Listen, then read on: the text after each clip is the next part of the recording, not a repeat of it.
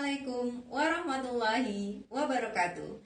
Halo Bapak Ibu Guru hebat, perkenalkan, saya Agustrianita, Guru SMP Negeri 40 Pekanbaru, Provinsi Riau.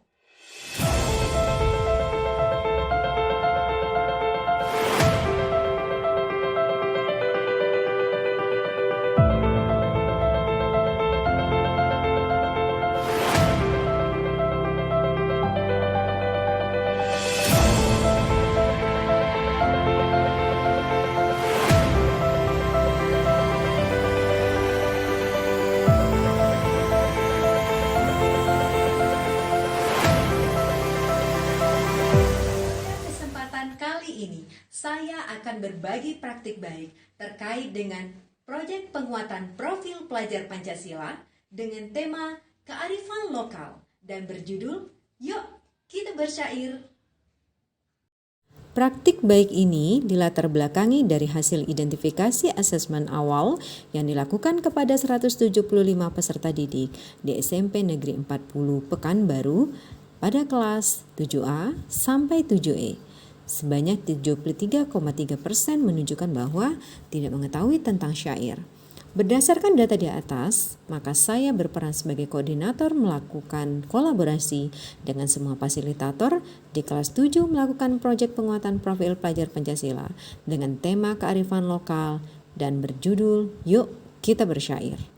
Alasan topik ini dipilih adalah seiring berjalannya waktu, kebanyakan adat, tradisi, dan budaya, serta kearifan lokal yang ada di berbagai daerah semakin banyak yang tergerus zaman. Banyak generasi muda yang menggantikannya dengan pandangan-pandangan dari luar yang justru belum tentu ada benarnya atau bahkan hanya akan merusak kearifan lokal yang sudah ada. Begitu juga dengan keberadaan syair. Peserta didik hampir tidak mengenalnya dan juga belum pernah mendengar dendangnya dari upacara adat yang mereka temui di masyarakat. Sebagai upaya untuk memperkenalkan dan mempertahankan kearifan lokal yang sudah turun-temurun dari nenek moyang ini, maka dianggap perlu memberikan pembelajaran dan pengalaman tentang syair kepada peserta didik. Dan dimensi profil pelajar Pancasila yang diharapkan tumbuh pada topik ini adalah bernalar kritis, gotong royong, dan kreatif. Adapun tantangan yang penulis hadapi selama melaksanakan praktik ini adalah yang pertama, penyelenggaraan P5 merupakan hal yang baru bagi guru di SMP Negeri 40 Pekanbaru, sehingga beberapa guru masih belum terbiasa dan bingung pada proses pembelajarannya. Yang kedua, jadwal pembelajaran P5 beberapa kali direvisi dikarenakan beberapa fasilitator harus mengajar di kelas lain pada waktu yang sama, sehingga mengakibatkan ada kelas yang tidak memiliki fasilitator namun digantikan dengan fasilitator di hari yang berbeda. Tantangan yang ketiga, hanya beberapa fasilitator yang sudah mengintegrasikan media teknologi dalam pembelajaran. Tantangan yang terakhir adalah satuan pendidikan belum memiliki ruangan belajar yang dapat menampung semua peserta didik di kelas 7, sehingga pada saat pembelajaran gabungan semua kelas 7 hanya memanfaatkan halaman sekolah yang kondisinya di bawah panas terik matahari.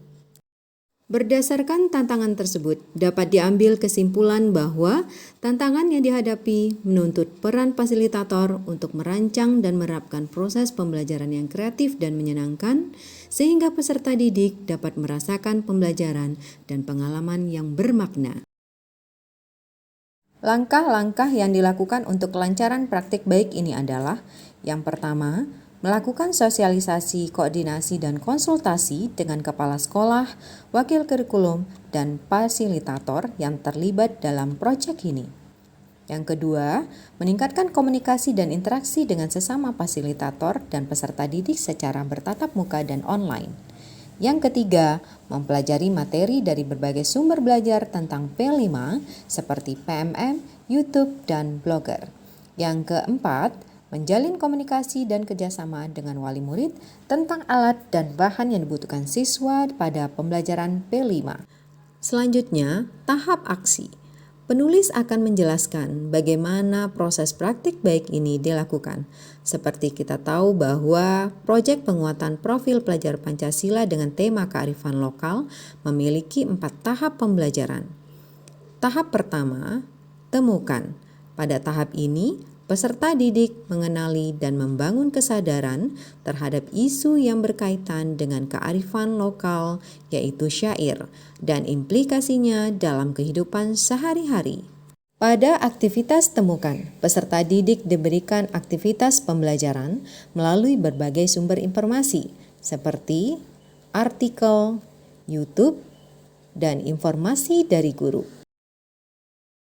Sebagai upaya untuk menambah informasi kepada peserta didik, tim fasilitator juga menghadirkan pembicara tamu.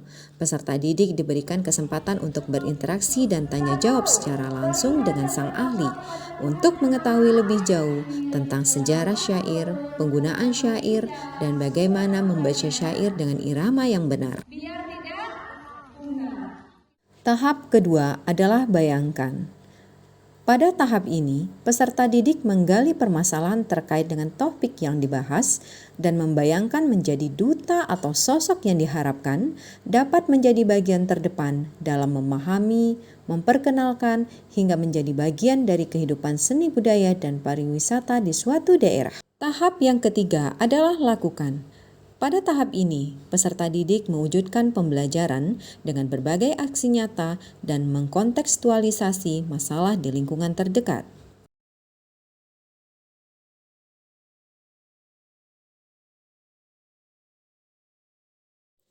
Tahap yang terakhir adalah berbagi, di mana pada tahap ini adalah proses berbagi karya serta melakukan evaluasi dan refleksi. Aktivitas yang diselenggarakan pada tahap ini adalah gelar karya.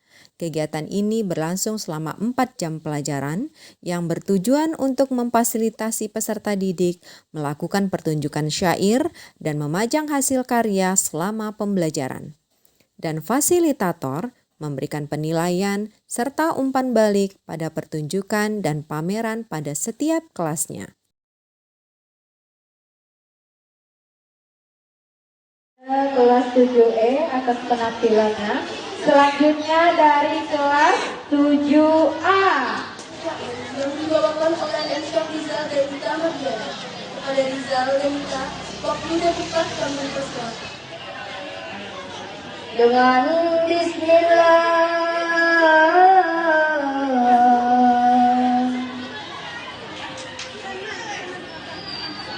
Permulaan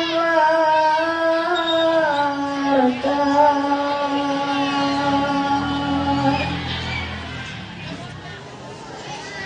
Tuah kerja pada manfaatnya,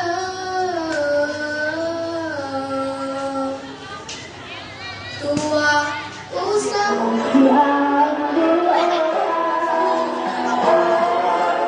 Dampak dari penerapan P5 dengan tema kearifan lokal Yuk Kita Bersyair adalah meningkatkan pemahaman fasilitator dan peserta didik tentang alur pembelajaran P5, khususnya tema kearifan lokal. Dari kegiatan pembelajaran yang telah dilakukan, terlihat beberapa peserta didik dari masing-masing kelas memiliki bakat dalam membaca dan berdendang syair.